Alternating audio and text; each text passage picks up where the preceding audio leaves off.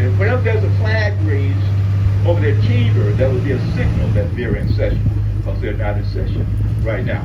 We have 100 senators, 100 senators, two from each state. They represent their state interests here in Washington, D.C. And we have 3 office facilities for our senators, and they're coming up in your left front, across the intersection there. Bit with the scaffolding around it, with the flag flying over it. Well, that's the Richard Russell Senate Office Building. What's the Senator Russell coming out of the great state of Georgia? They're different architectural styles. There's 3 of them. The middle one would be the Everett Dirksen Senate Office Building. What's the senator coming out of the great state of Illinois?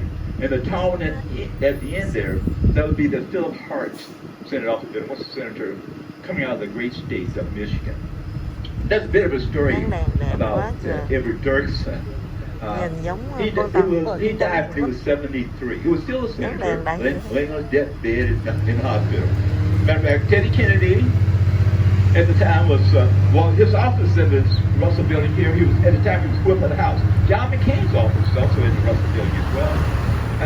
And Robert Byrd wanted to unseat Kennedy for that whip position of the House of Representatives. So they voted these leadership positions in Congress.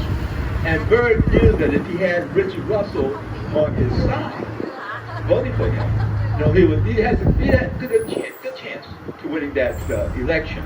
So he sent a couple of lieutenants with a letter to Russell's bedside. This proxy, though, hoping that Russell would sign that letter supporting Robert Byrd. And Russell did sign the letter.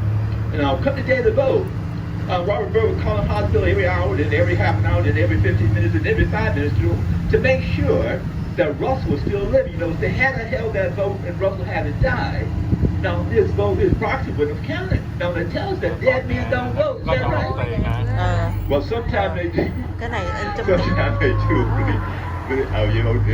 It has happened. But he was still living when he held the vote. And Robert Byrd won the election by 1 vote. Yeah, Russell died just a few hours ago.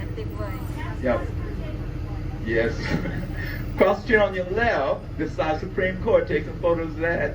This Greek revival and its architecture. Case Gilbert was architect. Of course, we got 9 justices on the court, 6 men and 3 females. That's Alito, Breyer, Gorgas, Kavanaugh. Clarence Thomas, he's our longest running associate Supreme Court justice thus far. And of course, Chief Justice John Roberts.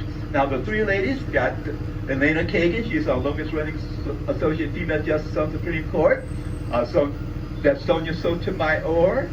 And she's our first Hispanic justice on the Supreme Court. Then we have a relatively new Supreme Court justice, female Supreme Court justice.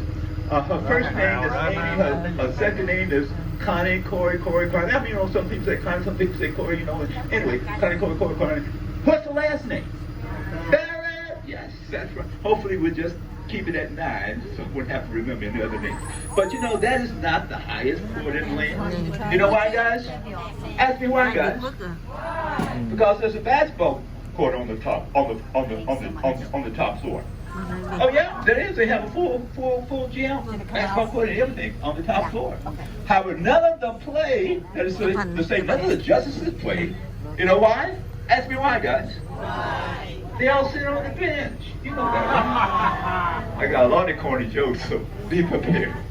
On your right, take this photo. This is East front of the Capitol. Now, the statue on top of the dome of the Capitol building. Anyone know the name of that statue there? Yeah, well, we call it Lady Freedom today. It's the Statue of Freedom, but it goes back a while.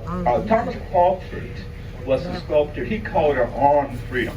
Back in 1938, the New York Times wrote an article about it. The statue stands at 19 feet 6 inches tall, weighing in at 14,985 pounds. The New York Times wrote an article stating that